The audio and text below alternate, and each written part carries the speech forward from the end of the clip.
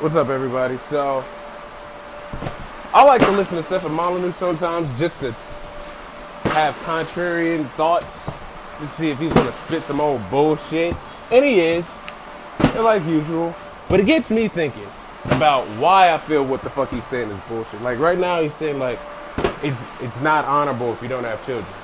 Nigga, that's subjective. But this is coming from a man who's married and lives with his child and doesn't have to pay him the child support.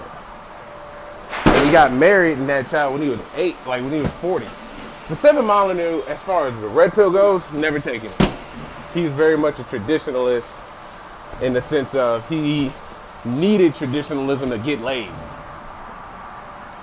Like, he even said on one of his podcasts, like he met his wife, she's like, I'm looking to get married and have kids. If that's not what you want, like, and he's so hard up to pussy, apparently, that he made that deal on the first fucking date. Date 100? All right, maybe. Couple years into the relationship? Sure. First date, like first 2 or 3 dates? Nah. I'm like, I'm out. But that's him. And he lives in Canada, so that has no effect on me. But to me, that is some fucked up. That is something I wouldn't do. But he's talking about the demographic in Canada, how there's the average age is 41, like there's a lot more old people, young people. Same way in Japan, starting to get like that in a lot of other countries too. And the reason is, my theory, especially in Canada, is that they've demonized, I don't really rail on radical feminists that much, but I'm going to right now. They demonize sex, heterosexual sex. And the child support laws are stupid. Especially if you get married and get a divorce. See David Foley on the Joe Rogan podcast. It'll literally make you never want to get married again or have kids again. It's frightening. Stupid frightening. But radical feminism is kind of drilling people as far as like a woman can just say, oh, he raped me. For regret sex. Like regret sex can turn into rape. Yo, that's not cool. For anybody.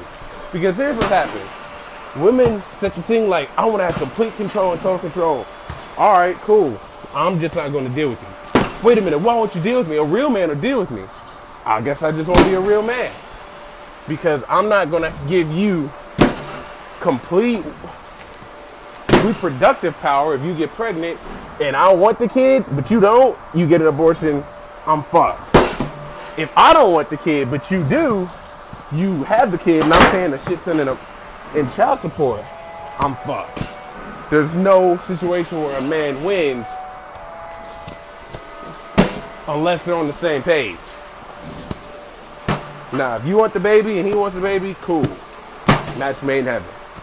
If she doesn't, you don't, cool. Match made in heaven. But what I'm saying is, you can't make the law so, like, it's either a radical feminist or a traditionalist. And a lot of men who don't know, who haven't taken the red pill yet, don't know what to do. They don't get that walking away as an option. They should get that, but they don't. There's enough red pill knowledge out there. But with that said, the dude's either gonna be a workhorse or like, if this whole yes mean yes thing, which actually works in God's favor, because it's like, hey, she said yes. I got video confirmation. There's an app that they're either working on or that is out that both parties say yes to, and then it's encrypted so only the cops can get it. That's dope. That saves it for men and women, because if she says no and he goes on to rape you, that fucker needs to go to jail. But if she says yes, and then all of a sudden she's crying rape, when you kept getting consent, it saves your ass. Boy, when you have stuff like that, like guys just like, you know what, fuck this. I don't need this. Like, I'm not gonna have kids. Like, I'm not gonna start a family with you. Like, no. And yeah, people are like, no, we need more people. No, we don't, actually. The world will be all right without people. It's always been all right without people. It's gonna be here.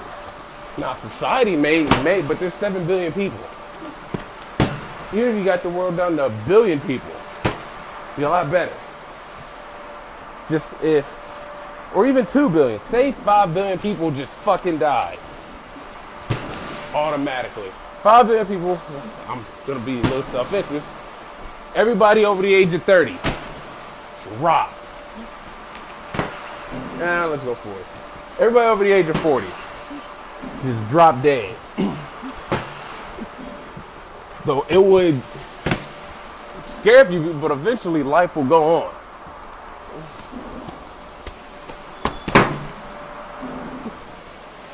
Life will go on. And that's it.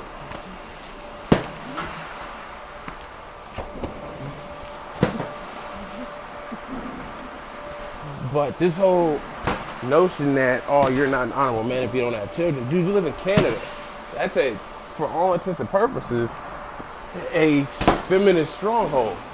Which doesn't affect me, but for a lot of dudes who want to have kids out there, they want to get married, you're sitting in a big pile of doo-doo. And the only way to not is to just get the fuck out of it and walk. Like, the government and just society makes all these concessions